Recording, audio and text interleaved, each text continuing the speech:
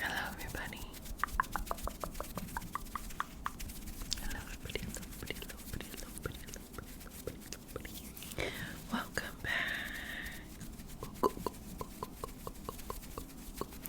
Welcome back. Welcome back to my channel, everybody. Today I am back with another reading from Reddit video. They're not all AITA. Actually, there's 3 stories and 2 of them are AITA, and one of them is just relationship advice. But I'm gonna be reading those for you today. I feel like I haven't done one of these in a while, but maybe it hasn't been as long as I think. I don't know. But I'm excited. I have 3 stories tapped up for you guys. Don't forget to like, comment, and subscribe to support the channel. And we're just gonna jump in to the first story. This one is the relationship advice one. It's titled, I, 21 female, accidentally read some of my girlfriend's 22 female messages. Now I feel betrayed and have no idea what I'm supposed to do, where I go from here. My girlfriend and I have been together for about a year. I thought this relationship had been like a dream. We get along so well, and she's really gorgeous, both her personality and her looks. I read some messages she had been sending a friend, and I regretted more than anything. I was staying with her for a couple of days, and my phone had died, and she said I could just use hers while she was in the shower. We often use each other's phones, and I respect her privacy and would never read her notifications or anything like that, and she knows that. But while I was reading something, a notification came up with my name in it, so I had a brief look at it out of interest, and what I read completely shocked me. Just a disclaimer that English is my 3rd language, so I'm sorry if this is confusing in any way. My girlfriend had gone through a phase when she was younger where she had a lot of casual. I had been aware of that, and previously I hadn't been bothered by it. Where we lived has a very significant drinking culture, and so those sorts of things are bound to happen. I had never done anything like that. I didn't mind that she had. She had told me that the people that she had sex with, she told me the people that she had with, and this is so silly, like, whatever. I can't say the S-E-X word on YouTube, I don't think. Anyway, they were mainly distant friends or other students. As far as I was aware, no people she's particularly close with or sees often, so really I had no reason to be concerned. But reading through those messages, she had been talking to a friend about people she had sex with, and essentially reading it and them as a joke. It turns out that there were several people she had slept with who she still sees often and even stays with them sometimes. And the stuff she said about me was really upsetting. She said I was so boring to have sex with, and that anyone would think I was a confused straight girl. She also said that my chest was so small and that I look so straight and even taste straight, which doesn't make any sense. Not to mention, she always has guys trying to hit on her and asking about her boyfriend, so clearly she looks straight too. And that isn't even a bad thing. I think she's beautiful. She also talked about some of her other friends and how they were good at sex and how she'd sleep with them again if she wasn't dating me. She also talked a lot about a friend she sees a lot and often stays with because she lives a far distance away, and she was going on about how it was the best she had ever had and how gorgeous she is. I feel really numb, not only because she had lied to me about something so significant, but also because she said those things about me. I have no idea what in the world I'm supposed to do. I almost want to just forget about them, but I don't think I'll ever be able to see her the same again after finding out what she thinks of me. I love her so much, and our relationship had brought me so much happiness to my life, but now I really don't know anymore.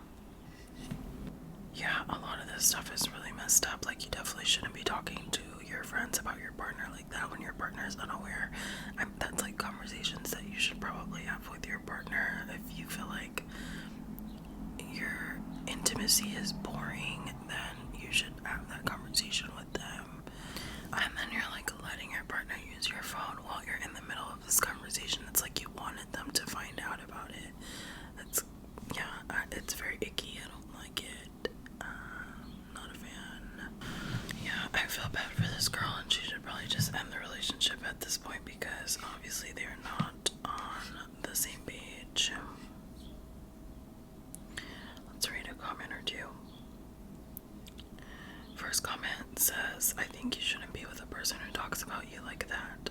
I agree. If she's already talking, this is another comment. If she's already talking to her friends about having sex with them, it just goes to show she doesn't respect you or the relationship.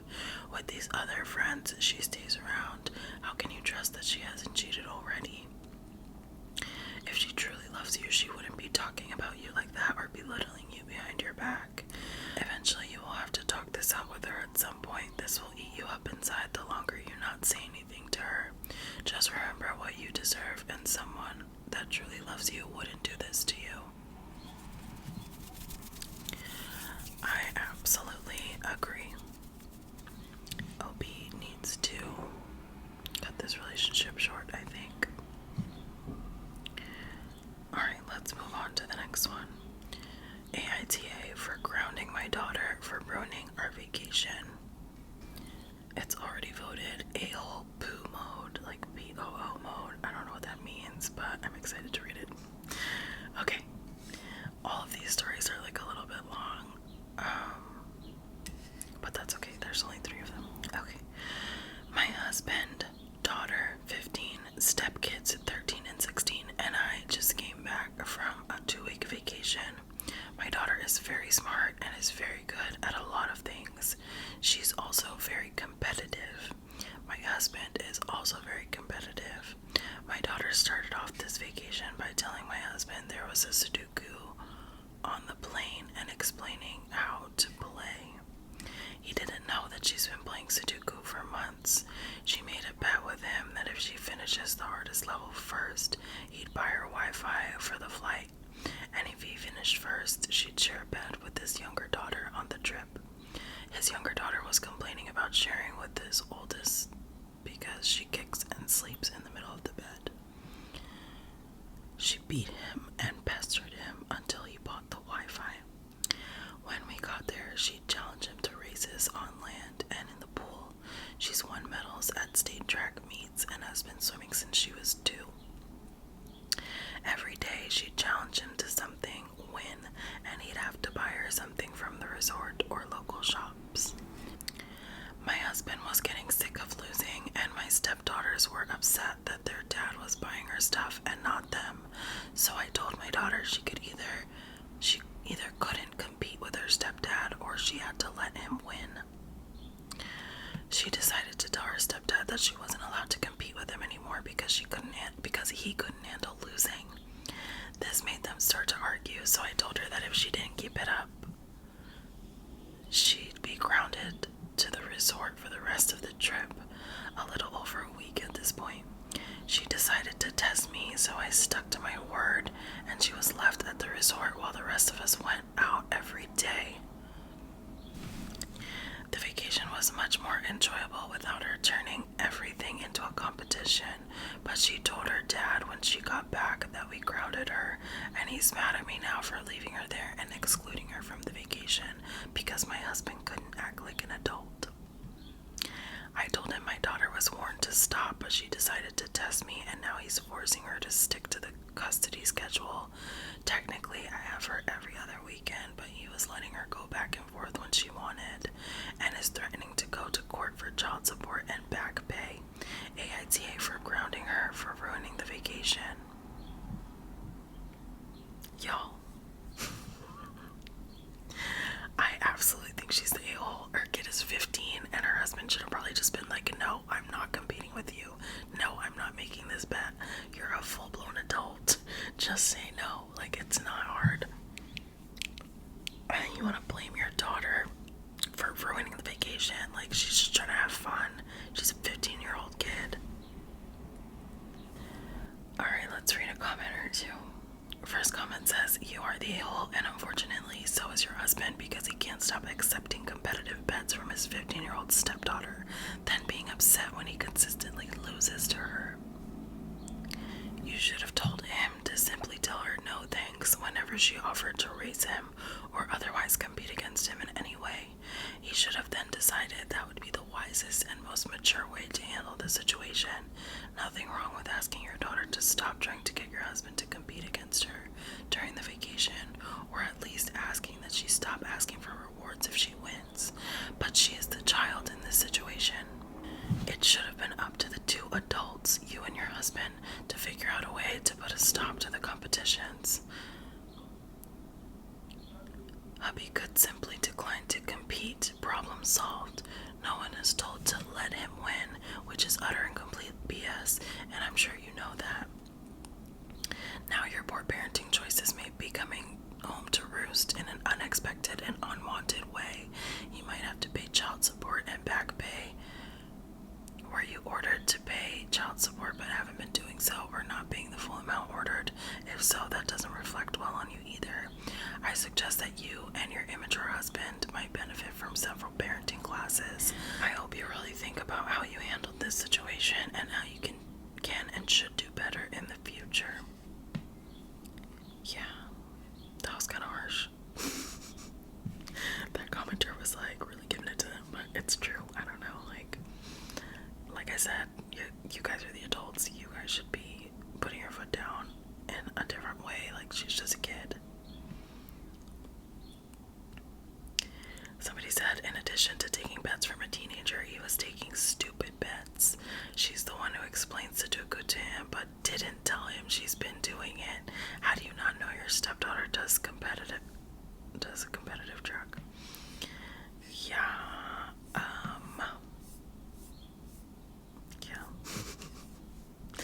I think the adults are definitely at fault in this situation. Alright, let's go to the last story. This one is also voted the a-hole. I love when they're voted the a-hole. I feel like usually when I do these videos, they're like not the a-hole, but here we have two supposed a-holes. Let's see, let's read this one. And this is the last one for you guys. Okay, it's titled AITA for suggesting to my fiance that my family gets their own room at our wedding. I, 25 male, am recently engaged to my lovely fiance, 25 female. We have been together for 4 years.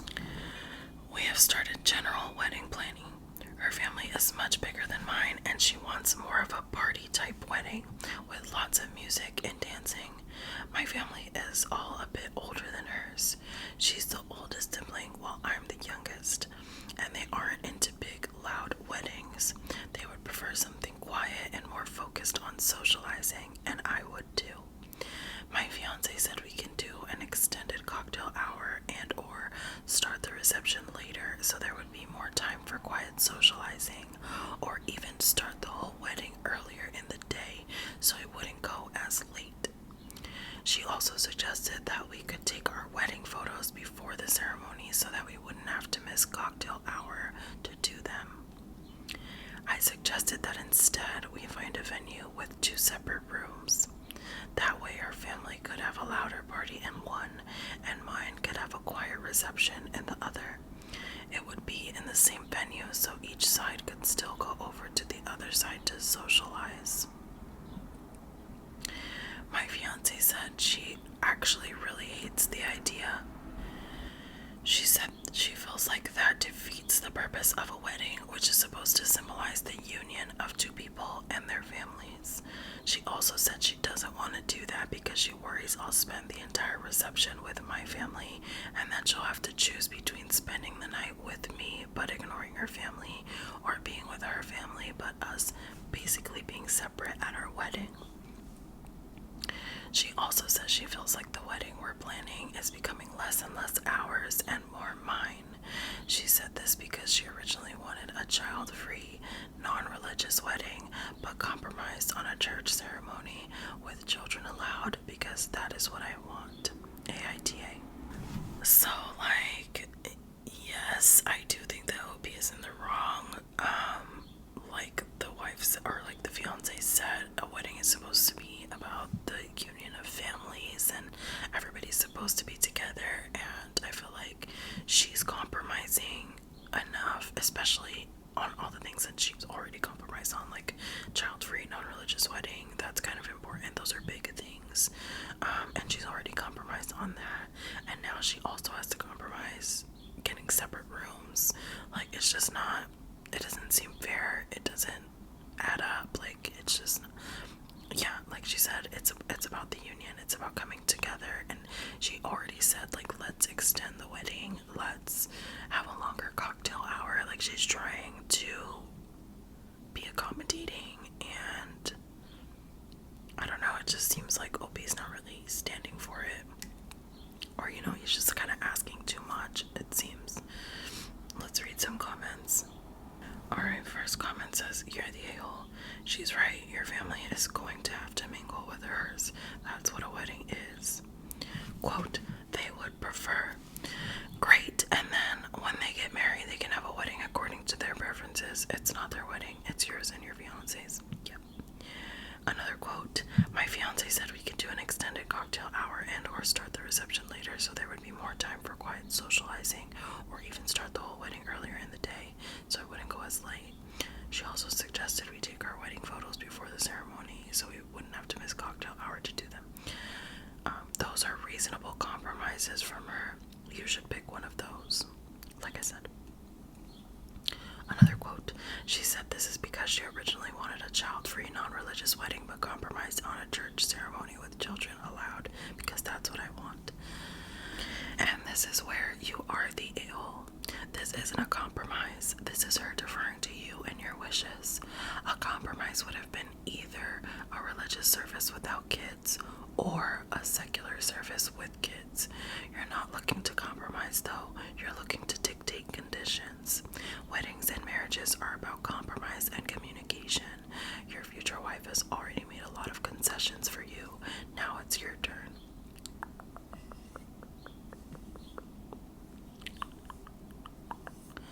Yep. Yep. I agree with the comment. That's basically what I had already said.